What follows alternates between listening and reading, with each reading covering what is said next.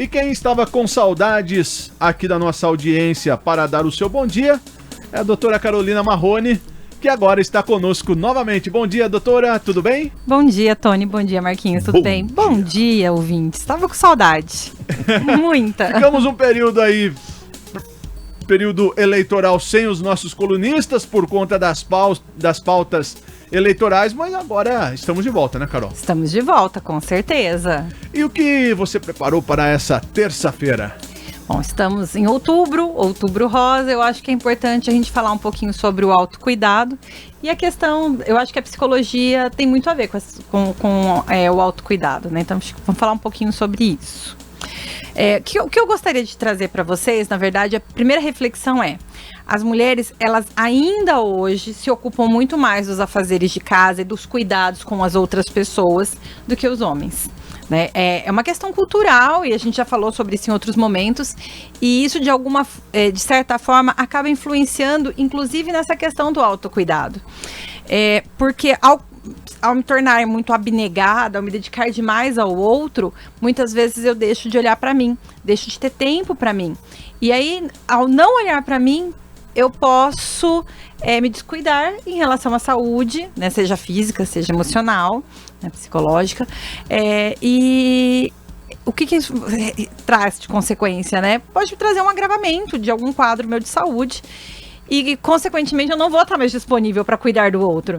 Então, antes de cuidar do outro, eu preciso cuidar de mim. É preciso que eu tenha esse tempo para cuidar de mim.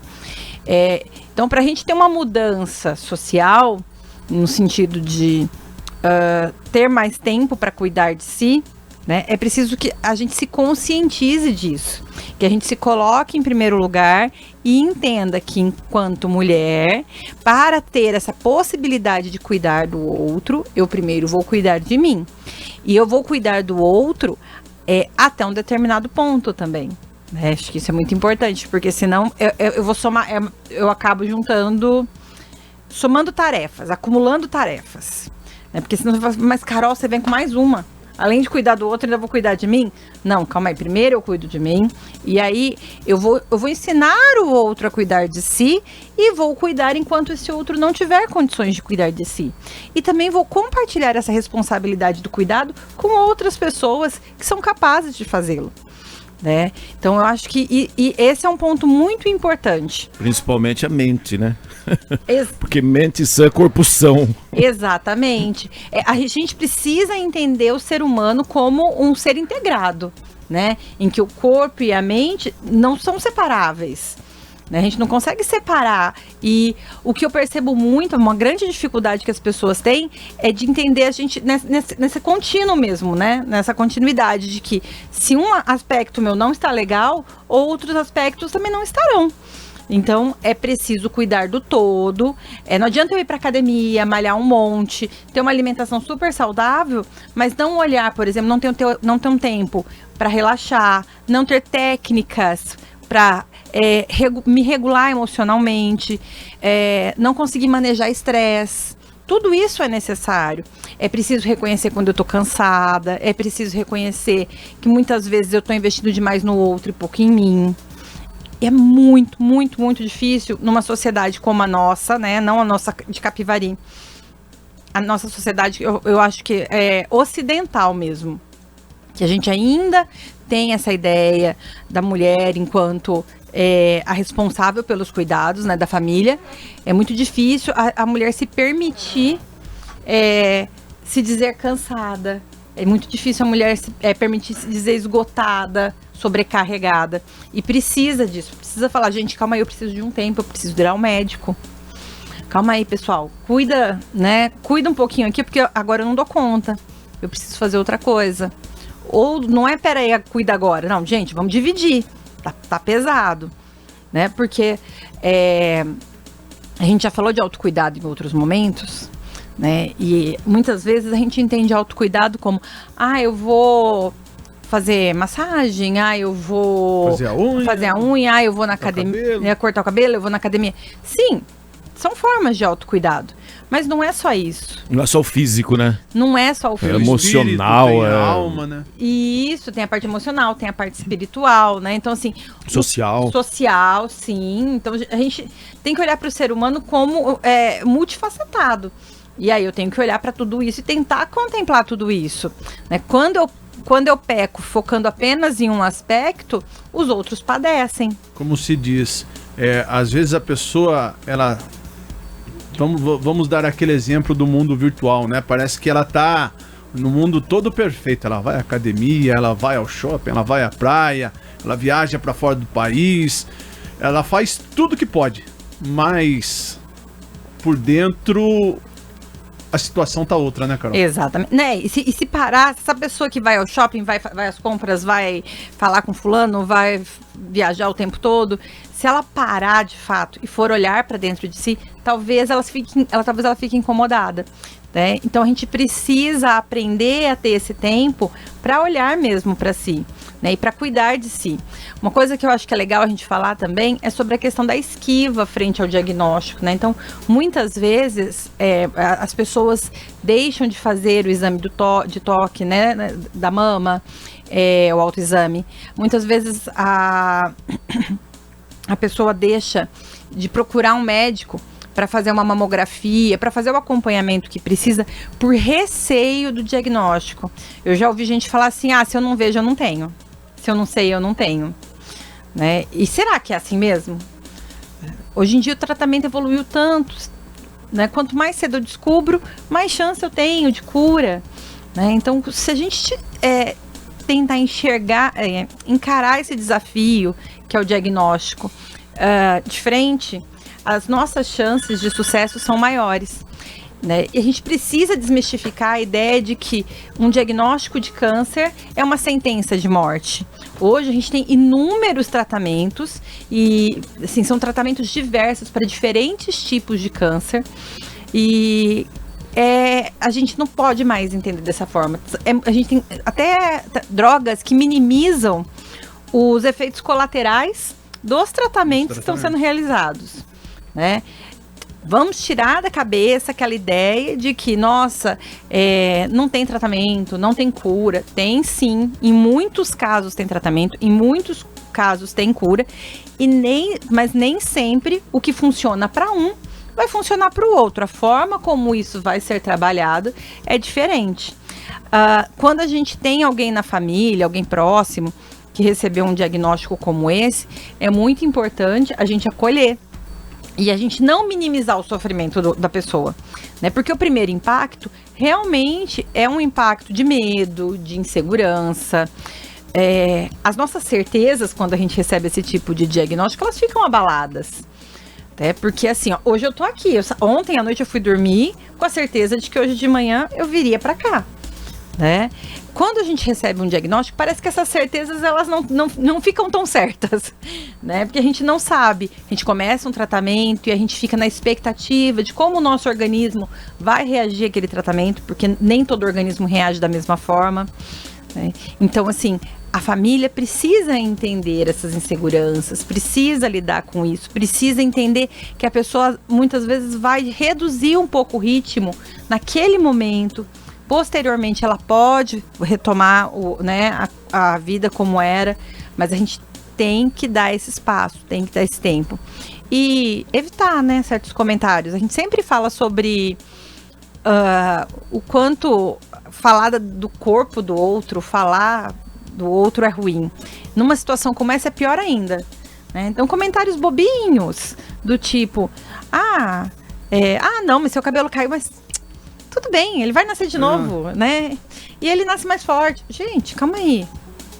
Né? Como que tá tudo bem? Não tá tudo bem. O meu cabelo caiu e eu tô incomodado com isso. E isso é válido.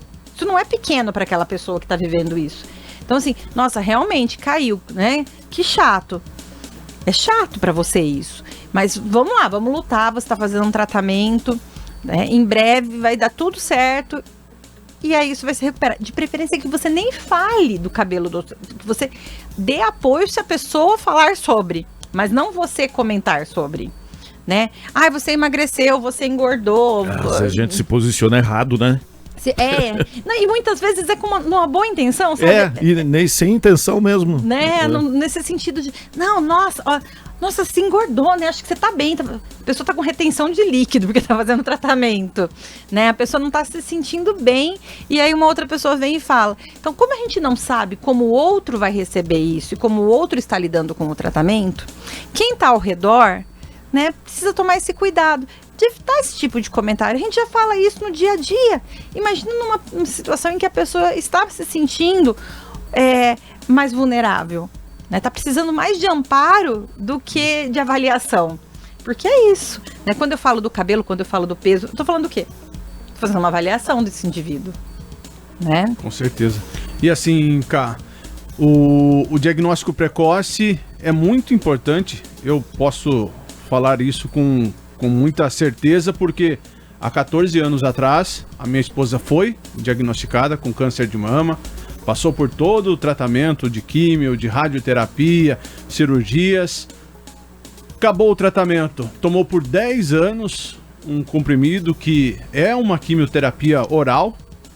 Por 10 anos aí foi acompanhada por vários médicos.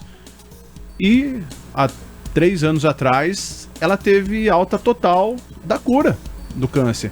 Então, se você faz tudo com muito carinho, amor dos familiares, uma rede de união e também buscar os exames que você possa ter acesso, você vai conseguir chegar numa vitória no final, né? Sim, é muito importante a gente fazer um acompanhamento adequado, né? Buscar profissionais e não esmorecer, porque assim, é um tratamento que realmente, muitas vezes ele é longo, né? Nem sempre, mas muitas vezes ele é longo. E aí, numa situação como essa, a gente tem que encarar, porque a nossa vida, né? Porque a nossa vida, ela não se, vamos pensar na sua esposa. A vida dela não se restringiu a esses 10 anos. Esses 10 anos fizeram parte da vida dela, mas é um pedacinho de toda uma história. Né? Então, eu acho que vale a pena esse investimento e fica mais fácil quando a gente tem apoio da família, dos amigos, quando a gente consegue conciliar com outras coisas. Eu vejo sua esposa, você comentou, ela estava correndo esses tempos, né? Então, essas práticas de atividade física, uma alimentação adequada, fazer o acompanhamento médico, tudo isso contribui tanto para a prevenção quanto para um tratamento, né, assim, para um tratamento mais bem sucedido. Com certeza. Né? Mas fulana de tal teve um câncer igual ao dela e não teve o mesmo resultado. Sim, somos organismos diferentes que reagem de forma diferente ao tratamento. Por isso mesmo que nós, leigos, temos que ficar quietinhos, né? Então, assim, quando eu falo nós, porque eu também sou leiga. Eu não sou da área de oncologia, nem faço atendimento específico, né, nessa área de psicologia oncológica. Mas assim, a gente tem que pensar que quem vai definir o tratamento é o médico. Não cabe a nós, leigos, questionarmos, mas fulano fez tal coisa, para fulano funcionou. Vai ver que pro fulano precisava daquilo, pro ciclano isso não funciona. Então, não questione. Nem todas as práticas trazem os mesmos benefícios, né? Exatamente. Gente, quem dera que existisse um tratamento único, né? Chegou lá, é isso, gente, vai fazer assim, assim, assim. Não é. Somos, né? É uma doença complexa que exige tratamentos variados dependendo do organismo. Cada um tem que escutar o seu corpo, porque ele dá sinais, né, Ele Carol? dá sinais, exatamente. E, inclusive, assisti nesse domingo uma matéria bem legal no Fantástico, com relação a pessoas que foram diagnosticadas com câncer, acabou tendo a metástase, pegando outros órgãos do corpo e elas foram acometidas. E existem hoje medidas paliativas, onde fazem um controle de medicações para que ela não sinta dor e ela possa ter uma qualidade de vida, um bem-estar, uma alegria, estar ali com os filhos, com a família, até que chegue a sua hora. Foi uma matéria muito, muito bacana mesmo, emocionante de ver, onde pessoas que estão acometidas e estavam vivendo, sorrindo, podendo realizar as suas vontades, os seus sonhos e até mesmo já pensando no futuro em como os seus filhos vão ter uma visão positiva da mãe que passou, né, passou por esse momento. Passou por esse momento e possa faltar lá na frente. Sim. Então existe, até para quem está já num estágio mais avançado da doença, existe, né? Eu acho que a gente precisa, e isso é importante. Nem todo tratamento vai ser um tratamento para cura. Alguns tratamentos realmente são tratamentos paliativos, né? Mas é importante a gente pensar que quanto antes a gente fizer o diagnóstico, maior a nossa chance de tratamento, né? E sempre a prevenção é a melhor dos caminhos, né? Então a gente vai sempre estar buscando ter um estilo de vida que favoreça, né, a nossa saúde física e emocional, mas a gente também vai fazer exames, vai procurar bons tratamentos, que hoje em dia a gente tem tudo isso disponível, né? Não vamos nos assustar. Tinha uma época que não podia nem falar a palavra, né? Então não podia falar câncer. Nos Estados Unidos eles falavam The Big C, né? Tem até uma série que aborda que aborda esse tema. E é isso. Por que não falar? Porque as pessoas entendiam que ao falar você poderia manifestar a doença, né? E vamos pensar o seguinte, que qualquer um de nós está sujeito a morrer a qualquer momento, porque estamos todos vivos. E enquanto seres vivos, né, entendemos a morte como a finitude da vida, isso pode acontecer com qualquer um de nós. Então, não é esse diagnóstico que vai nos levar a isso. Esse diagnóstico é um diagnóstico que diz, olha, vamos cuidar, vamos tratar isso, para que a gente tenha uma possibilidade de viver mais tempo, né? Porque a gente pode ter qualquer outro diagnóstico. A gente pode ter se eu tiver um diagnóstico de, sei lá, de hepatite, eu não tenho que cuidar? Se eu tiver um diagnóstico de um problema cardiológico, eu tenho que cuidar. Até acho que um ponto que acho que muitas pessoas que estão nessa situação, né, que estão meio desanimado e tal, e poderia analisar, seria até as pessoas que não têm nenhum tipo de problema, que são sadias, de repente pode acontecer um acidente, é isso. E encerrar ali, né, a trajetória. É isso. Tem uma série, eu não vou lembrar o nome do cantor, é um cantor francês. Filme, acho que não sei se é uma série ou um filme. Mas é um cantor francês. Ele escreveu My Way, que o Frank Sinatra cantou, óbvio, que eu acho que ele escreveu em francês, eu não vou lembrar. Né? E ele passa por uma série de dificuldades. A vida dele é um sobe e desce sem fim.